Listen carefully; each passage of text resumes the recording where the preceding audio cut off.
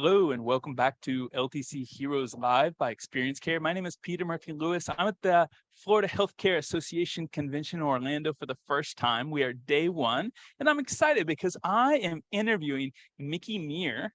She is the Regional Vice President of Operations at Clear Choice Healthcare. Mikki, welcome to the program. Thank you, Peter. It's great to be here. Mikki, before we hit record or we hit live, you were telling me a little bit about your background, and I want to start there because as I shared, I have a special place in my heart for social workers because that was my first job out of college. Tell me about how a social worker ended up long-term care and has dedicated her professional career to this industry.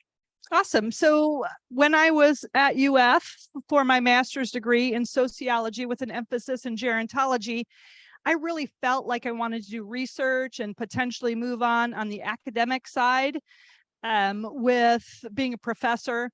I had the opportunity through undergrad and grad school to work in skilled nursing, congregate living, CCRC, and I just felt a passion for providing care and services to the residents. So when I got my degree in sociology, it made sense to move to a social service director position.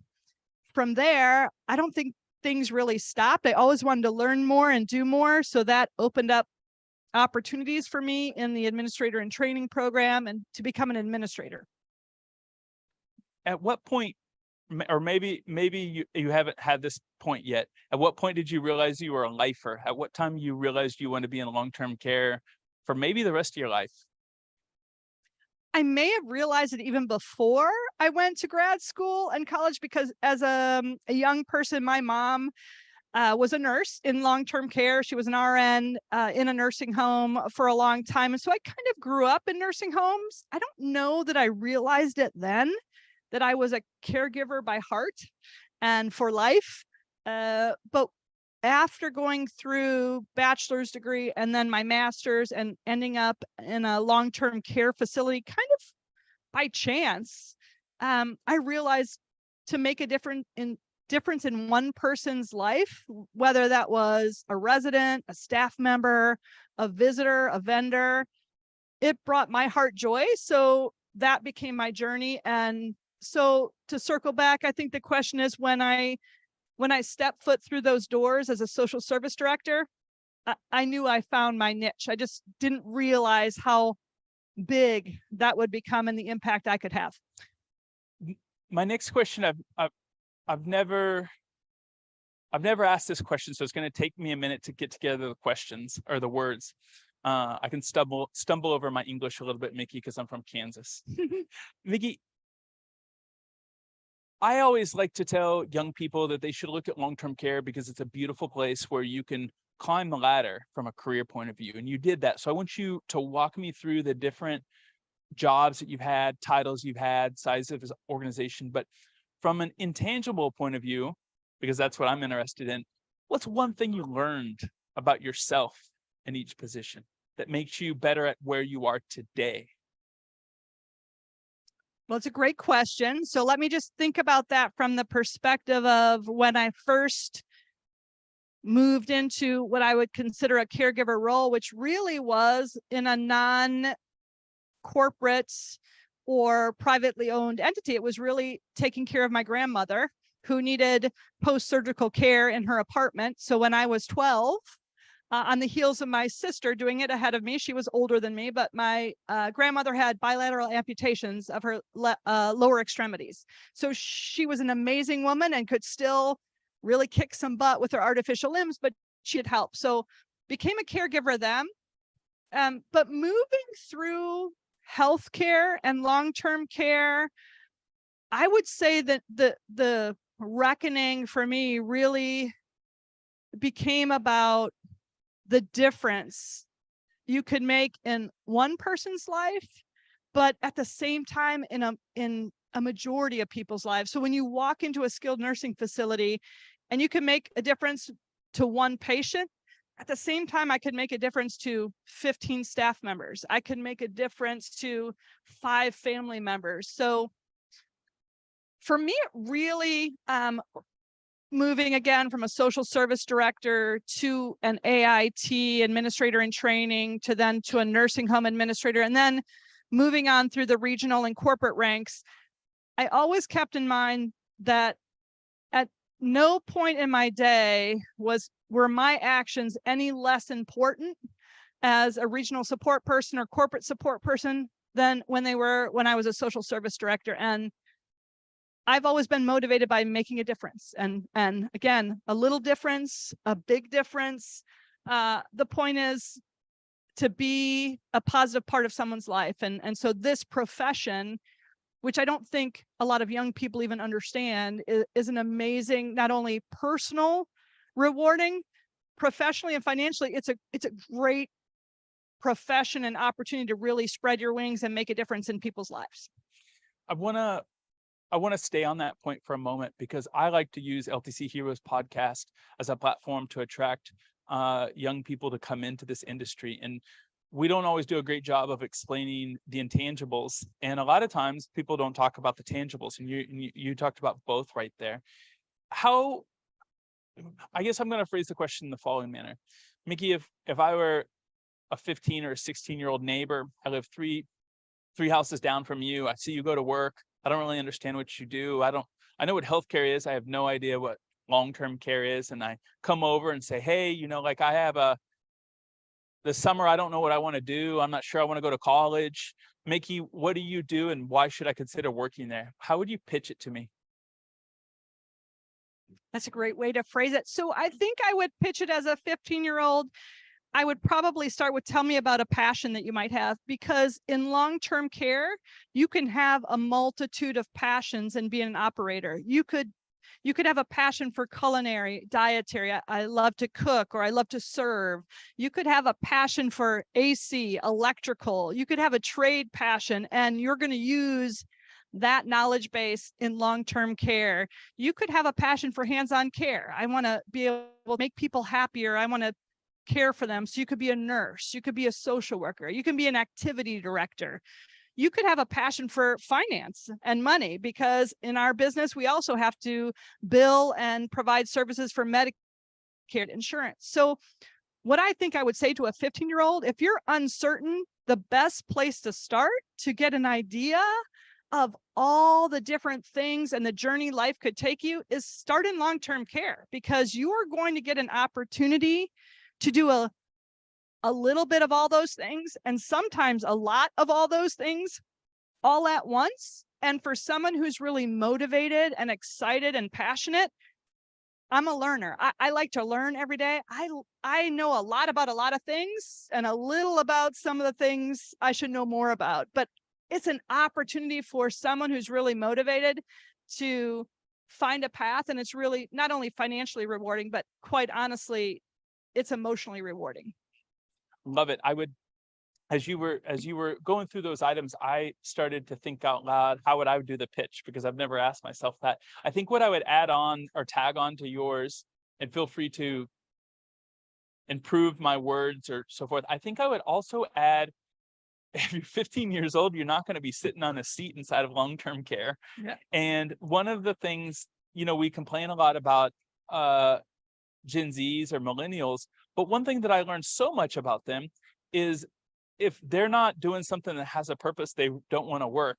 Well, you're going to be doing something that has a purpose. Mm-hmm. And you're going to know, like, if you volunteered for one weekend just thinking about becoming a CNA, if you volunteered on a Saturday and a Sunday, on Sunday, you're going to go home and you're going to realize that there's probably 5 to 15 people that you touch their life and you could see it in their eyes.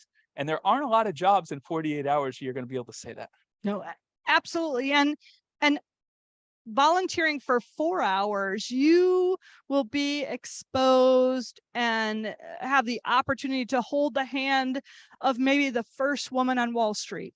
Maybe you're going to have an opportunity to talk to the first African American male soldier in the military. Maybe you're going to have the chance to speak to the first Native American who entered politics. I mean, the joy of what we do every day is we're surrounded by people that have history and stories and a passion that if you just ask and spend 5 minutes, I've met so many incredible people that when you look at someone, we tend to have preconceived notions. But when you sit and talk with someone, it's amazing to me the stories of what people have accomplished and done, and it's just so rewarding. So you may have said 4 hours or 8 hours.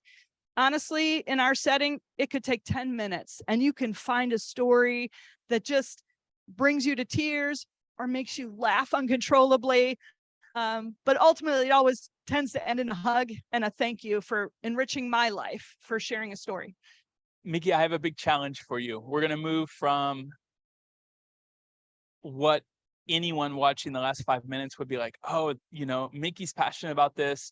There's some beautiful, emotional, rewarding work in long-term care. Let's move over to something that might be scary to a 15-year-old and seem really dull. And I know you're going to make it come to life. Operations. Why do you love operations, and how do you translate the same passion into what you do there? I can't even believe, Peter, that you would say operations is dull, because I think, and for me, operations is the opportunity to have every hour, every day be different than the last, although you're pulling on your experience. I go through days where in all these years in long-term care, I still have new things happen. I still have new problems.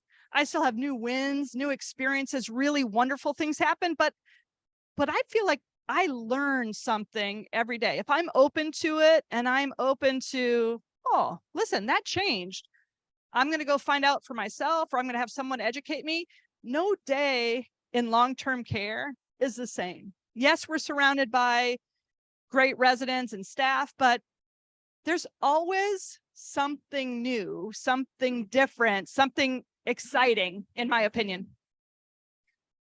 As we start to wrap up, because we got a lot of background noise, my last question for you, Mikki, is I don't want you to define your leadership style. I want you to tell me, if I asked 3 of your closest peers and they had to choose one word to describe you, your work, how would they describe you? What would they agree upon?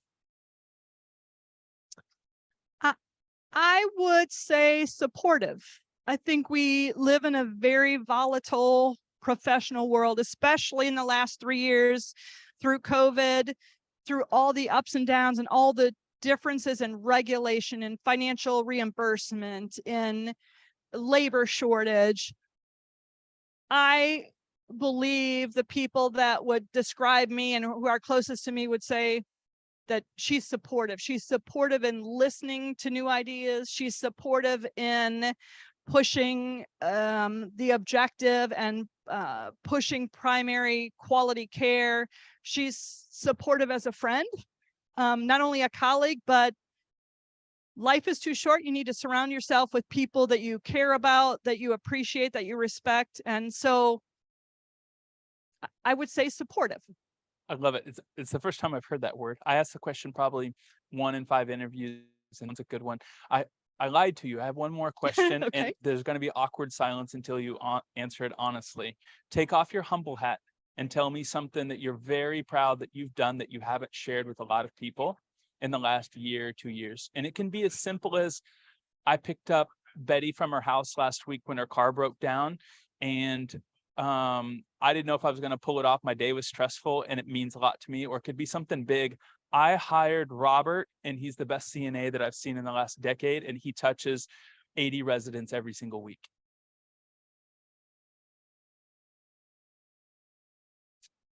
So what do I feel most proud of in the last year or two? Well, I will say that I made a job change in the last year and a half, 2 years. And I think what I'm most proud of, honestly, is bringing an alternate vision or a different perspective. Maybe not vision, because the company I work for has an amazing vision, but it's about perspective. So I have an amazing administrator that I brought into a campus of ours who is, I believe, making a difference at that community. Although the company I work for is amazing and they've always hired really great people, this individual at my Alliance community brings passion and heart, and he's going to make a difference not only today, which he is doing, and tomorrow, but 2, 3, 4 years down the road, and his leadership and his excitement is only just going to grow the company. And I just think it's amazing when you